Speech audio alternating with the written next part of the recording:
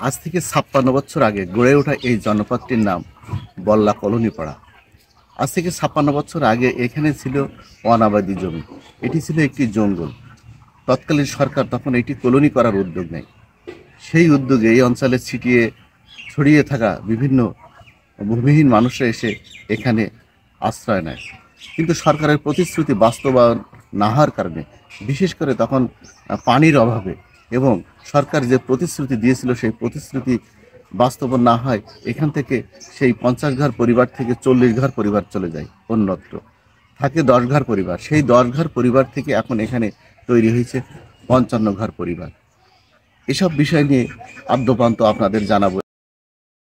৫৬ বছর আগে তৎকালীন শাসক আইয়ুব আলী খানের আমলে গড়ে ওঠা এই জনপদটির নাম বল্লা কলোনি পাড়া। যশোর জেলার ঝিকরগাছা উপজেলার বল্লা গ্রামের দক্ষিণ পাড়ায় গড়ে ওঠা এই পাড়াটি কলোনি পাড়া নামে পরিচিত।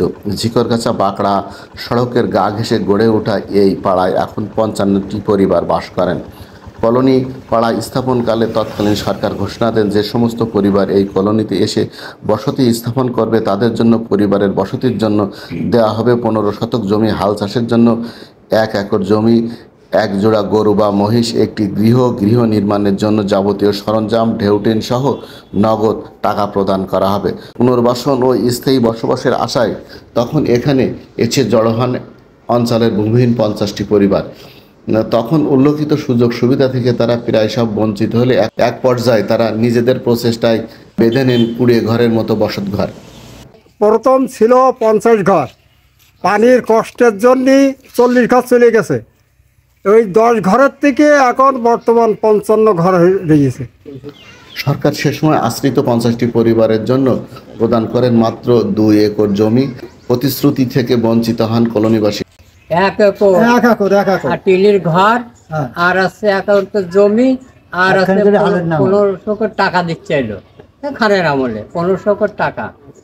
এখন সে টাকাও দিলি, ঘরও না। হ্যাঁ, চাষের বেড়া একটা করে আছে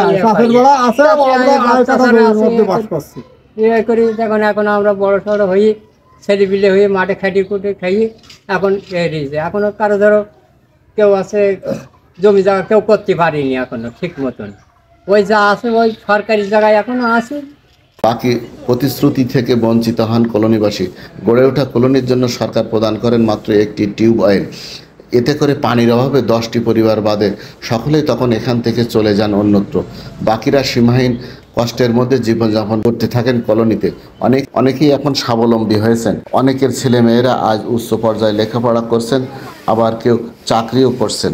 আমরা ২ ভাই। আমার বড় ভাইয়া থাকে সিঙ্গাপুর, আমি আপাতত সিএ করতেছি, মাস্টার শেষ করছি। আর আমাদের আগে যারা ছিল হাফিজুর মামা, মুশারেফ কাকা, সাইজুর মামা, এরা হচ্ছে আসলে মাস্টার শেষ করে ওরা বিভিন্ন জায়গায় আছে। আর আশা করি আমাদের পরবর্তী প্রজন্ম যারা আছে তারাও আসলে আগের থেকে অনেক ভালো ডেভেলপ হচ্ছে, আরও আশা করি আরও আমাদের চেয়েও ভালো ভালো জায়গায় যাবে। এই কলোনিতে বসবাসরত অনেক লোক একসময় ভারতের মুম্বাই শহরে কাজ করতেন, তবে অধিকাংশদের ছেলেমেয়েরা এখন প্রবাসী। বাকিরা ক্ষেত খামারে মজুরের কাজ করেন। সেই কুড়িয়ে ঘেরার জায়গায় এখন আধা পাকা ঘর করেছেন অনেকেই। আমরা এই জায়গায় আমাদের এই দার্জিলিংয়ে কলোনি বসাইছে ৬৯ সালে। ৬৯ সালে আমার আব্বারা এখানে আসছিল, তাদের বলা ছিল যে এইখানে ৩ বিঘে জমি দেওয়ার কথা, একটা গরুর নাঙল আর প্রত্যেকের একটা টিউবওয়েল। সেখানে মাত্র একটা টিউবওয়েল, এখানে ৫০ ঘর লোক ছিল, তাই ২.৫ শতকের জমি দিয়েছে।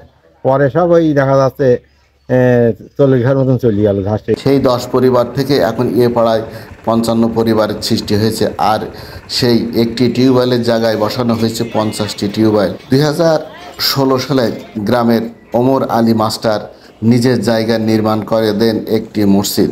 কলোনিবাসীর মৃত মানুষকে দাফনের জন্য তিনি একটি কবরস্থানও করে দেন। বল্লা গ্রামের বাসিন্দা আমেরিকা প্রবাসী রেজানুর রহমান প্রধান সড়ক থেকে মসজিদ পর্যন্ত একটি ইটের সলিংয়ের রাস্তা করে দেন।